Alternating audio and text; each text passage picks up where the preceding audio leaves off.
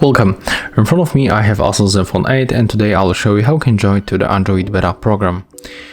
It's very simple. You have to go for the settings, scroll down and go for the system. When you are here, you have to go for the system update, tap on the right upper corner, move to enroll in the beta test program, click agree and go to the beta program webpage.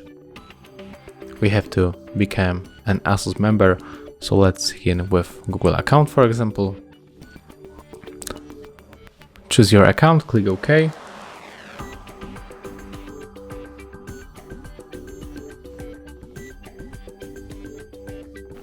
And as you can see, we are here. We easily enroll in the beta test program, but currently it's not started yet.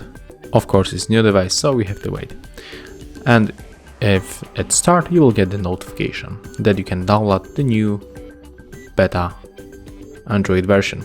If you find this video helpful, remember to have a like, comment, and of course subscribe to our channel.